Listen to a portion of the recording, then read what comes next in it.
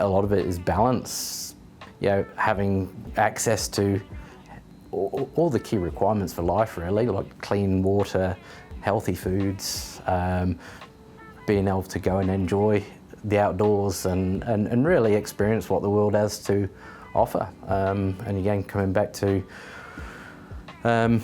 what the future looks like, and agriculture plays a big part of that as well. So but Bountifull certainly access to what we enjoy as a New Zealanders really.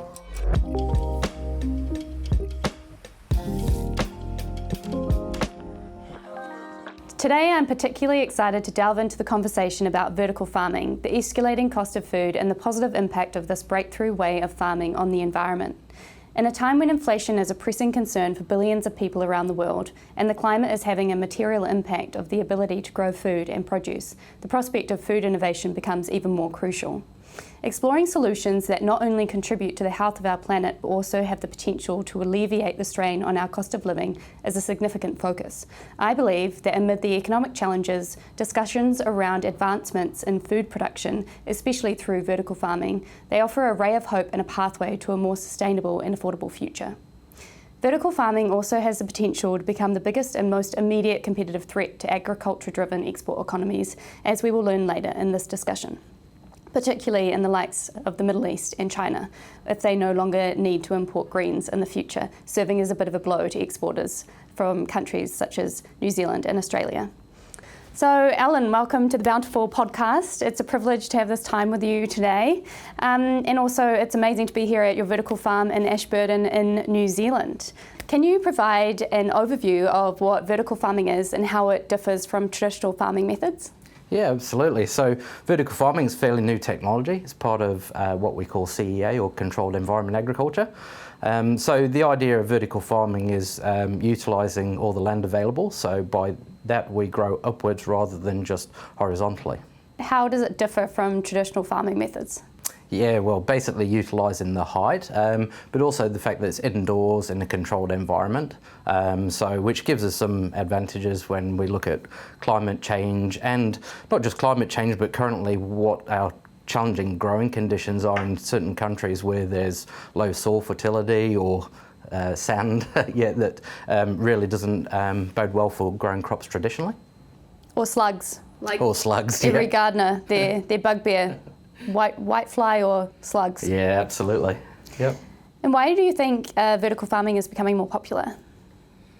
I think there's a couple of things. Yeah, you mentioned some in your opening remarks, but some of the challenges we certainly saw with COVID, with transportation side of things, the issues that we struggled with there. I think people are becoming much more aware of where their food comes from and the health side of things, so the amount of agricultural chemicals that are being used today, but also just availability to produce. As we see climate change, there's more and more weather events that are impacting produce getting to the table, so yeah. And how did you personally get into vertical farming? Yeah, so when we were starting LandLogic, we wanted to create a company that we're an importer and wholesaler of machinery. So we're looking at solutions for farmers, and we saw some of the challenges that we're facing here in New Zealand as well as overseas, and obviously we've got a growing population, looking at 9 billion people by 2050. We've all heard those statistics, but it's looking at solutions and how we can actually get there and how we can grow those things, but also making sure that we're sustainable here at home in New Zealand, but also for our Pacific neighbours and other regions of the world where they're not so fortunate in getting access to healthy produce like we are here locally. For those people at home that don't know much about vertical farming, I certainly have had discussions recently where people are like, wait, what do you mean, what's a vertical farm? I think a lot of people are used to, traditional farming, but they've never actually seen or heard of a vertical farm. So at a basic level, what can you grow and what can't you grow? Essentially you can grow most things under, given the right environment for the plant. So again, we're talking grow in vertical farming. You can provide the plant with the perfect environment. So essentially you can grow everything. Obviously from what we're looking at here, we're more of a commercial aspect of it as well. So then you come into challenges of how much power to how much the produce is worth, how much room you've got to grow with height-wise and things like that to make it a sustainable farming system, basically. So, but yeah, at the moment, there's a lot of low-hanging fruits with the leafy greens, so fast-growing produce. Microgreens is another great one, and herbs.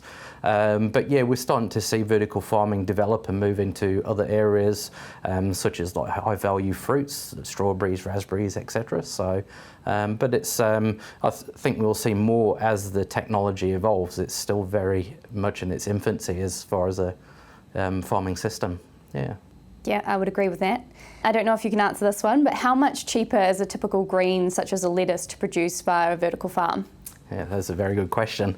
I would say, given the perfect environment, it's probably actually more expensive to grow in a vertical farm. There's a lot of infrastructure out there as well, always governed by power cost. That is probably the Achilles heel of all vertical farming. But you know, as we're getting access to new technologies in the energy space, yeah, we're certainly seeing benefits there. And I think probably the big advantage is the consistency of our costs. Yeah, so in Europe, where they've got quite a few vertical farms, they've been hit with spikes in power costs recently with the war over there, which has generated, basically it's put pressure on the vertical farming sector. Here in New Zealand, where we've got much more clean green energy, yeah, it's probably a better model for consistency.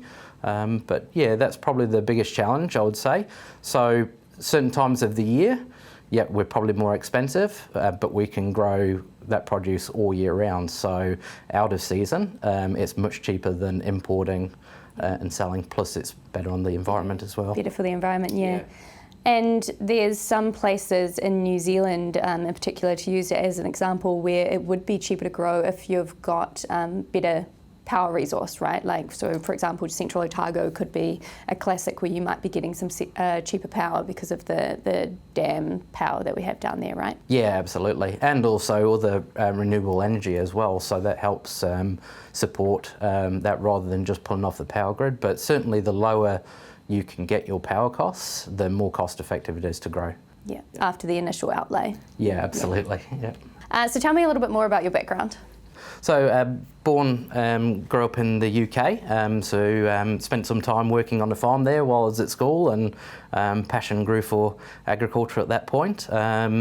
Moved to New Zealand in '96 with my parents and my younger brother, and partly because the opportunities over here for the agriculture sector, New Zealand's perceived to be one of the best farming countries in the world. So so that's where we found ourselves, and yes, left school, went to work on a dairy farm in the South Waikato, before then going on to work with machinery for an agricultural contractor, and then that got me into tractor machinery industry as well. So yeah. There's some big tractors out there. I would have loved to be one of those massive tractor drivers, I think. Quite neat, yeah. So given your role as the Chief Executive of LandLogic, what personally drew you to the field of agriculture and more innovative farming methods? Yeah, I think one of the big things around the innovation side of things, working with tractor dealers over the last 20 years, we've seen a lot evolve in technology, certainly in the machinery in the tractor, but also in the equipment as well. And we've seen farming practices evolve and new challenges faced, whether it be climate changes, managing soils, lots of different challenges, as well as producing enough food for the growing population. So so from our side of things, particularly myself as well, the draw to look at new farming technologies and how we can continue to evolve and meet those challenges, I think it's a sector that we don't really get to, other than technology, really see those big solutions that we need and the big challenges that we face. So I think it's such a neat industry to be part of. I know that New Zealand farmers get a lot of flack for various reasons. Why are they ahead in the world, or why do people say that we are like one of the more innovative farming places in the world? I think it's a part of the Kiwi attitude here as well. If we're faced with a problem, we look to innovate. We probably struggle at times, probably from the resources that we have available here in New Zealand. particularly from a funding aspect, I think there's very smart people, and we only have to look at the New Zealanders that have gone overseas and been able to achieve some great things with better funding. So I think funding is probably the fundamental reason that holds us back, but generally we're very innovative, right from the mechanical side of things, but also through a technology side as well. I think in New Zealand as well, we're particularly lucky with the climate that we've got and natural resources. So, that puts us in a unique place, but certainly managing those to the best of our ability, I think it sets us apart from a lot of countries around the world. And we're at the bottom of the world, so we've got to figure out our own stuff for ourselves. Yeah, absolutely, yeah. And more of a personal question, what would you say are some of the experiences that have shaped you in either childhood or some other time in your life? Look, I've probably been quite fortunate to learn from a lot of really good people in the industries, and have a real passion for it. So, people that are willing to hand on information has been part of me growing to where I am today. But I guess one thing that's really changed in recent times, like I mentioned before, I have a real passion for farm machinery, which is great, but my passion for where agriculture is going in general and sustainability has grown a lot since I've had kids. Yeah. You start questioning, well, what do the next generation have to deal with, and what are we leaving for them as well? What's our legacy? So that starts to change your perspective on what we do, and probably moves away from the machinery to how do we have equipment that helps us to look after the resources that we've got. And make it better for the next generation, so they're not inheriting a bunch of problems. Absolutely. Or hopefully not. Yeah. So going back to the vertical farming, some sort of more technical questions, can you share more details about the indoor mechanised growing system? How does it work? What's great about it? What are some of the sort of nuances or ins and outs? Yeah, no, that's a good question. I think in general vertical farming, we look at it again, it's a controlled environment, so we can control the temperature, we control the humidity levels, and essentially give the plant the perfect growing area. We're also able to accelerate growth, and that's not through seed modifications or anything like that. We use the same seed that we grow outdoors, and if preferable without seed treatment, because we don't have any of the outdoor pest challenges or environmental challenges that our farmers do.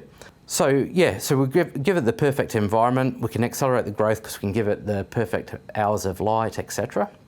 And we can even optimise light spectrums as well with the LED light technology that's out there today as well. So other great advantages is lack of herbicides and pesticides. So I mean, for me, that's a great one.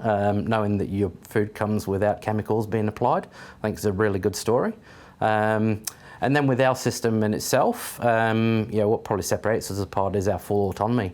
So the system here will probably be, once we're fully up and running, around about 3 hours work per week for a harvest, and we'll be up to 360 kilos a week harvested here, or around about 3,000 bags. It's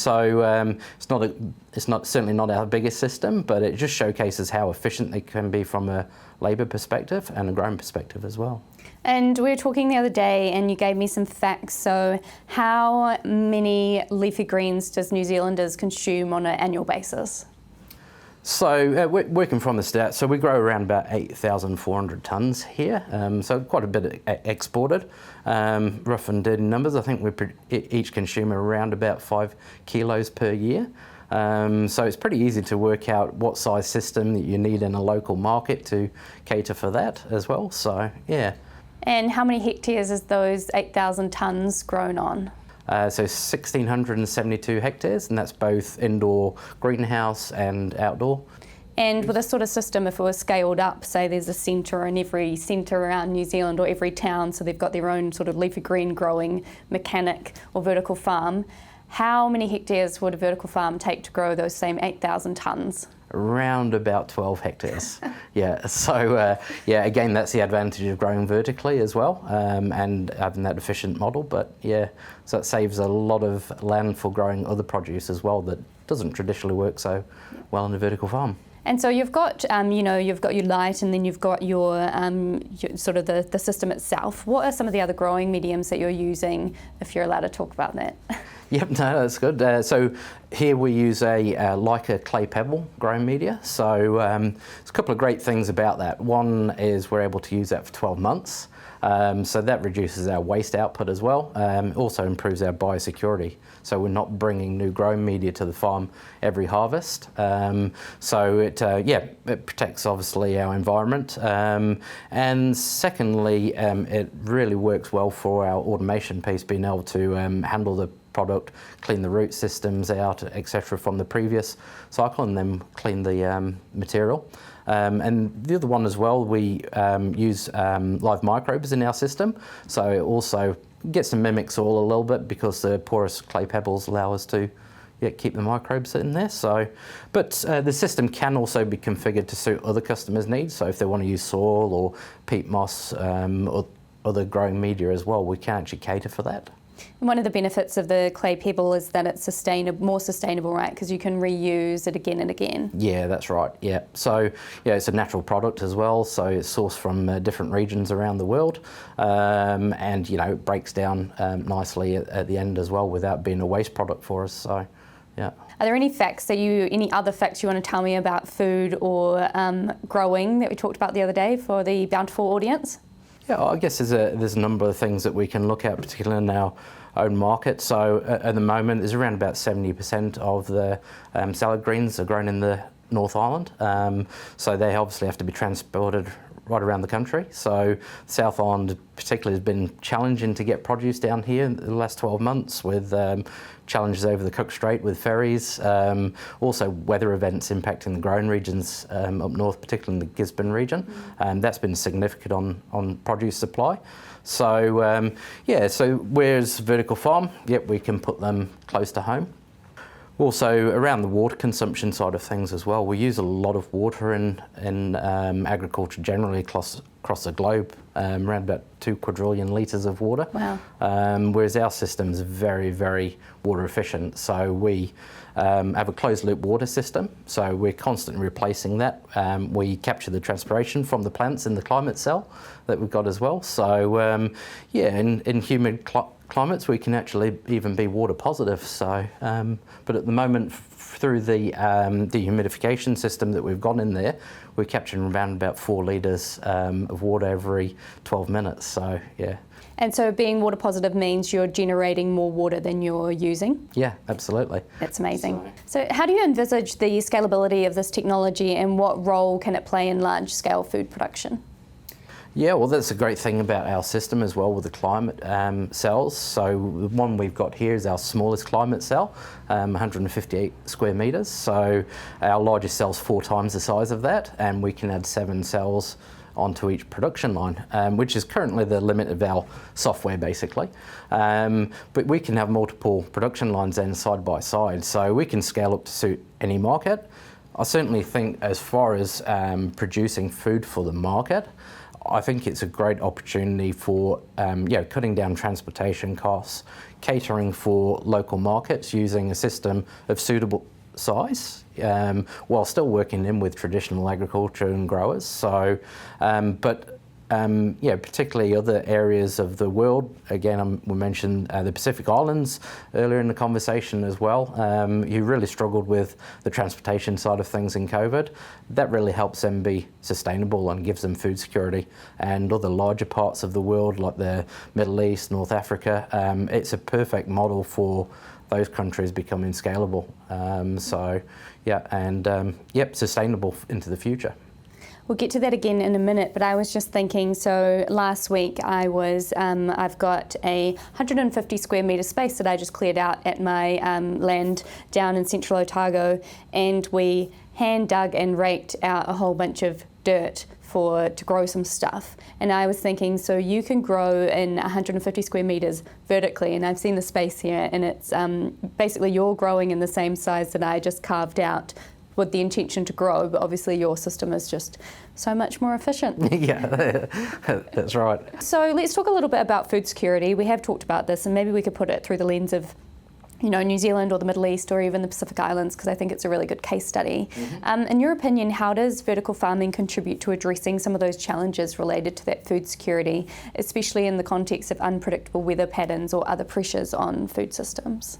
Yeah, absolutely. And I mean, there's so many different pressures that we face in traditional outdoor agriculture, whether it be pest challenges, climate challenges, etc. So for us, we're in a building, so we're in an enclosed environment. So again, choosing those wisely, you're pretty safe from major weather events with quality buildings and things like that as well. So where these events are happening around the world, we can continue growing, we can continue supplying, and we're seeing a lot more of those around the world, and we've seen that here in New Zealand in the last 12 months and how it's significantly impacted our growers, which makes for a challenging time for them.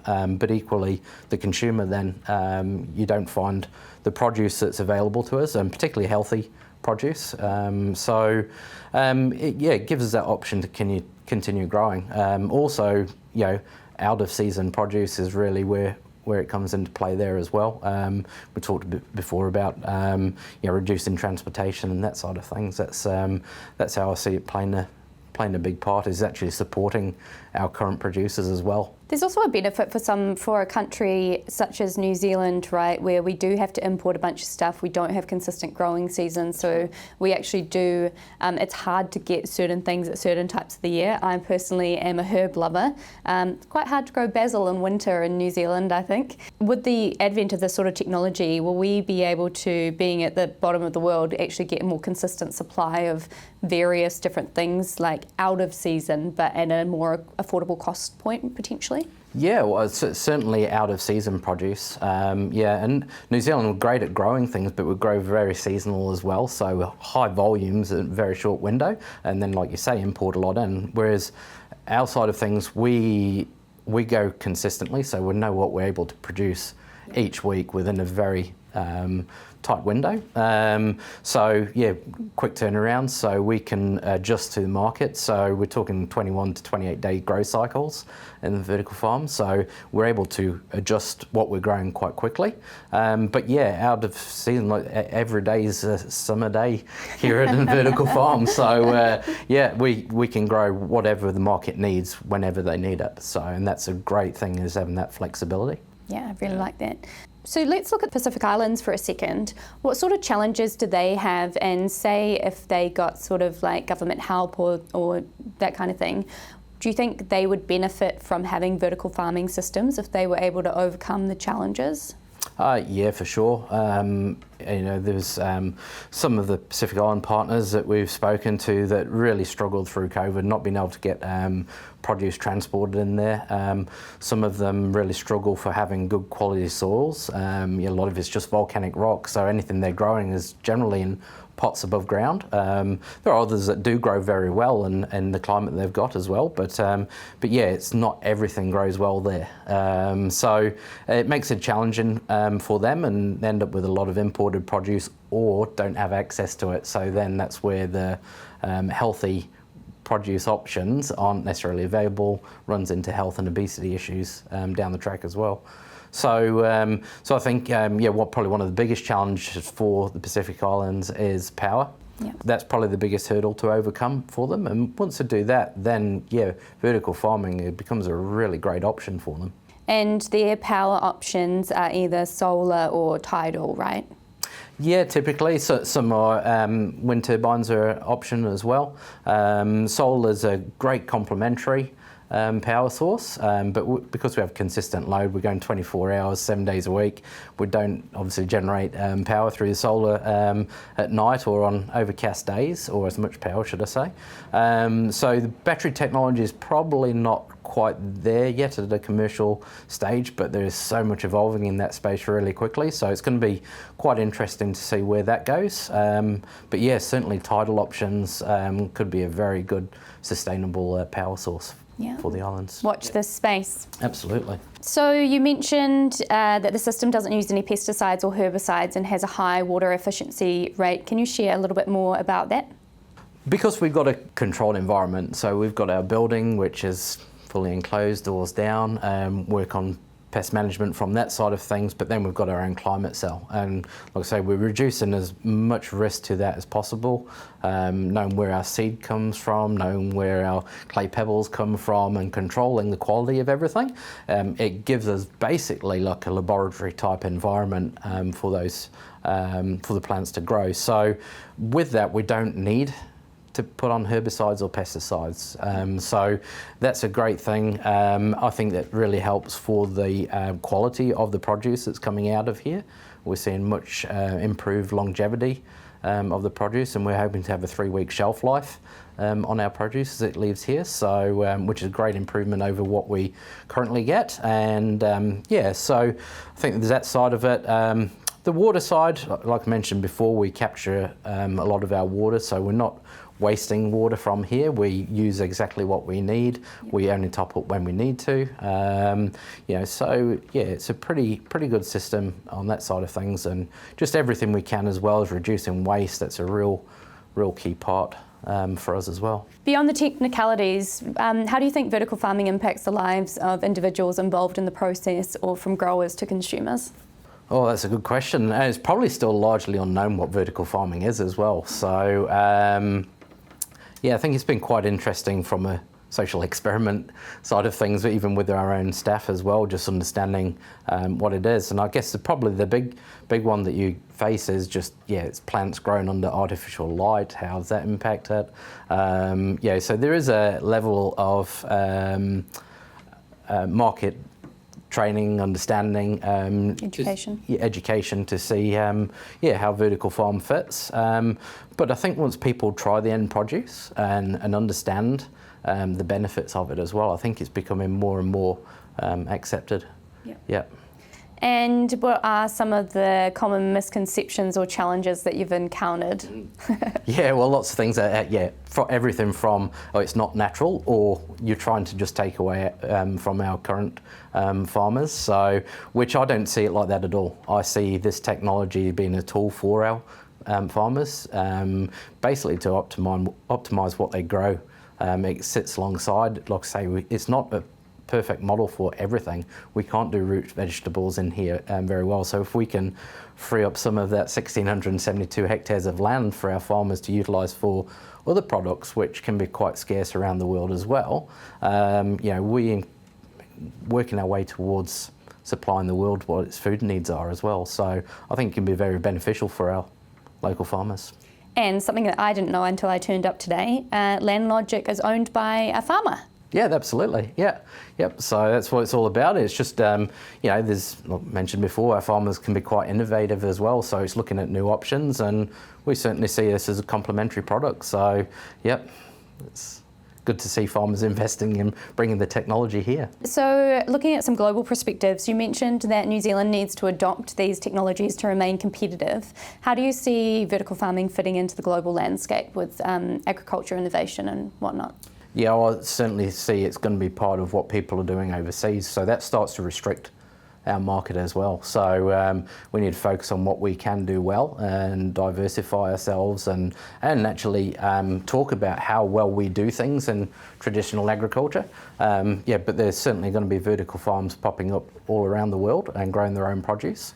So that starts to limit what we can export.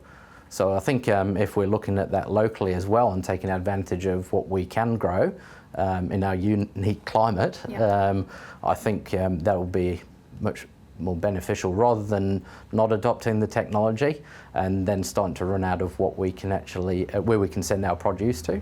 I was talking to one of my neighbours in Central Otago the other day, and we were talking about how, China and Chile are now growing cherry trees with technology and the education that actually New Zealand growers have gone and given them, and so the export market for cherries is becoming increasingly interesting. Yeah. And so do you think that means that we need to move from we need to become more of like a knowledge, I don't really like that terminology, but a knowledge economy rather than, kind of like primary industries or whatnot? I think that's probably, we've already seen that. And that ranges right across the different growing sectors. We talked about how innovative New Zealanders can be and how successful some Kiwis have been overseas. I saw a photograph of a dairy farm in Chile, and I would have sworn it was Taranaki. They're running exactly the same dairy farm enterprise run by Kiwis. We're taking a lot of our knowledge overseas and supplying, markets that we supply to. So virtually giving our competitors the technology.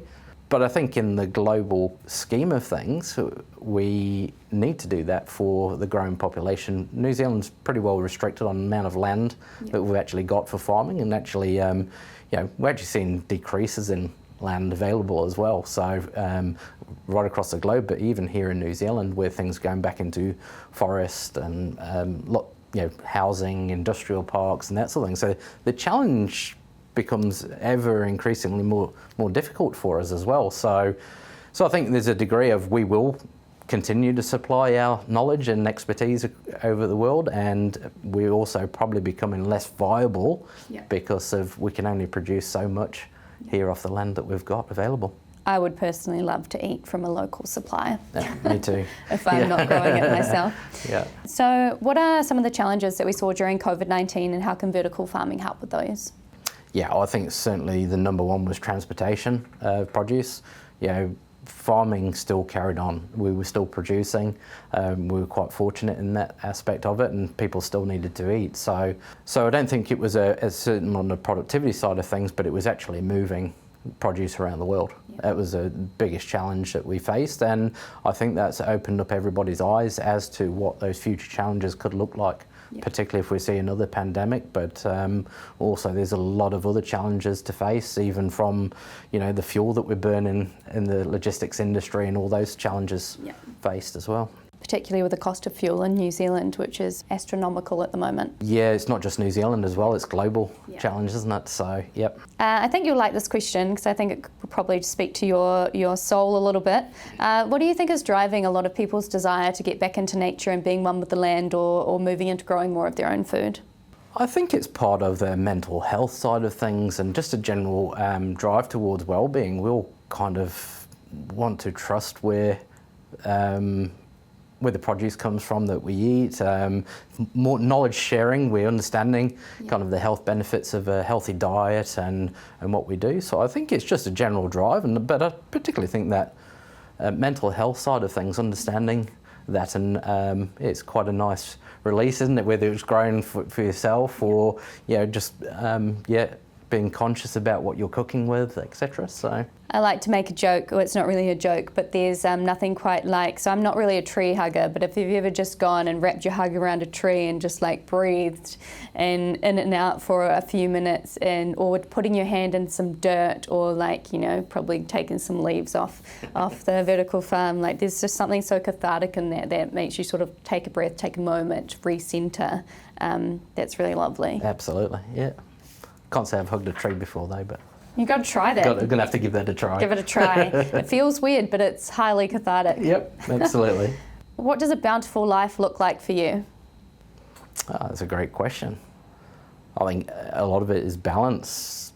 Having access to all the key requirements for life, really, like clean water, healthy foods, being able to go and enjoy the outdoors and really experience what the world has to offer. And again, coming back to what the future looks like, and agriculture plays a big part of that as well. So but Bountifull, certainly access to what we enjoy as a New Zealanders, really. I was reading a study the other week about people that live across the 5 blue zones, so they're areas where they have exceptionally long lives. So think, Japan, Sardinia in Italy, Nicoya, Costa Rica, Greece, etc.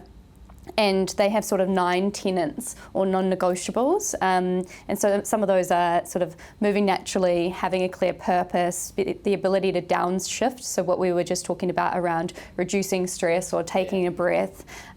Eating to where you're 80% full, which is a fascinating one, rather than just like gorging.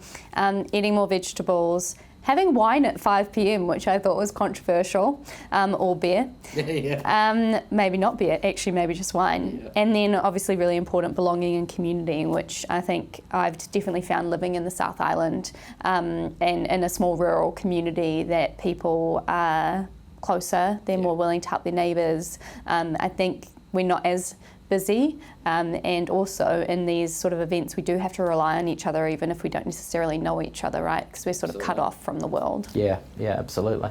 Maybe a hard one before we get into the quick fire round. Can you tell me about a time in life that was not bountiful and what you did to turn that around? Probably an odd one to answer. I can't say I've probably been in a position where I've not been fortunate enough to have a bountiful life, really. Certainly if you look at your work stresses and things like that, certainly I've seen that, and a shift down to the South Island and working with good people, it has made a change in my life, but certainly I think we live a very, very good life here in New Zealand, so I can't probably say that I've experienced real hardship where we've had to do anything major. Yeah. So now I'm going to ask you some quick fire questions. Some of them are a little bit silly. What, in your opinion, is the most underrated fruit or vegetable? Probably controversial as well. Brussels sprouts. Okay, how do you like to eat them? So probably not how my mother used to make them or my father. Yeah, where you get mushy. Yeah, boiled forever and tasteless, and probably smell rather bad as well. Yeah. Had some in a restaurant not long ago, and I think they were basically roasted and then run in a frying pan and just charred on the outside a little bit. Obviously not for very long, and real tasty foods, and obviously good nutritional value and high antioxidants and things like that. But certainly not my parents' way. And what's your favourite cocktail? Don't have one. Don't really drink cocktails. More of a beer and wine man. So. Red or white? Depends on what you're eating. Yeah. There you go. Yeah. Do you have a vegetable garden? Not currently, no. Why not? we just actually been establishing it at home, so we were pretty close to having it up and running, raised vegetable garden, so yeah. And what is it that you want to grow? Just a different range of products. Tomatoes, kids love the tomatoes at the moment, so we'll be doing some of those, and cucumbers and things like that. So nice. And I guess you've got an abundance of greens because of your job. Yeah, we do. Although that's catered more for the local market. I live a wee way away. And do you love to cook?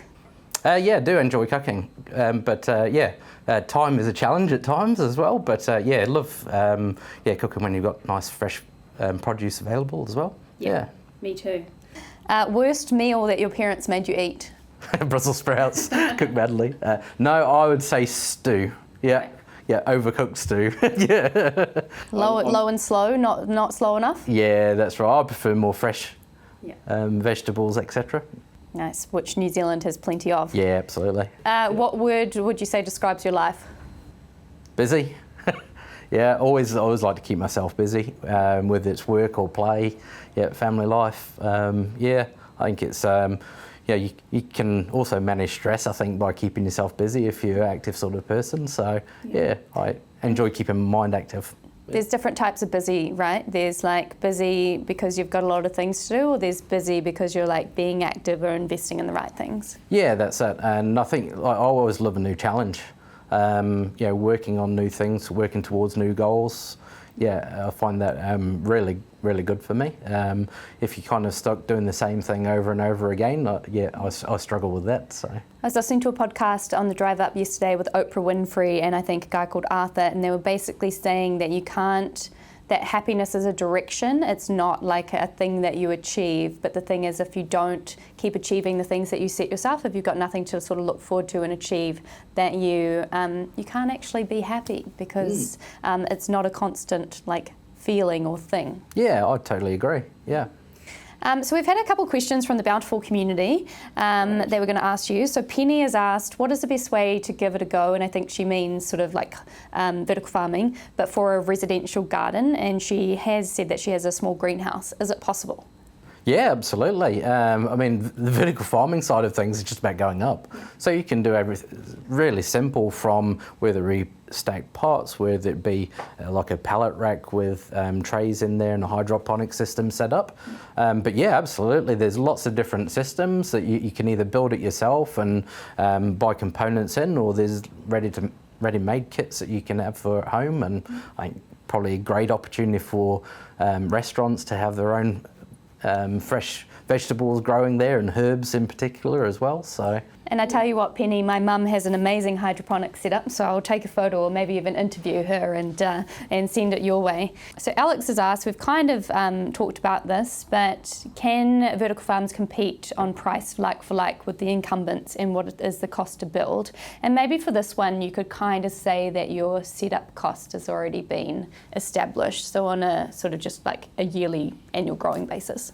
Yeah, if you're just doing direct comparison, selling to the same people, growing the same things, overall across the year probably can be fairly similar. But I think if we look at, from a growing cost perspective, I don't think so. Just out and out, certain times of the year, it's always going to be slightly more expensive. But looking at the cost of the end product, so again, taking the out of season product, we grow at the same price as what it is during the season. So again, that becomes cheaper for the consumer, but also different ways of taking the produce to the market as well. And certainly the value with the longevity of the produce. But to answer the question, is a straight out and out comparison? No, I don't think we can be as good here in New Zealand versus our current farmers. Yeah. Then you've got to talk about the middleman, which we won't do. Well, let's not do that. And how much does it cost to build one of these systems as an estimate?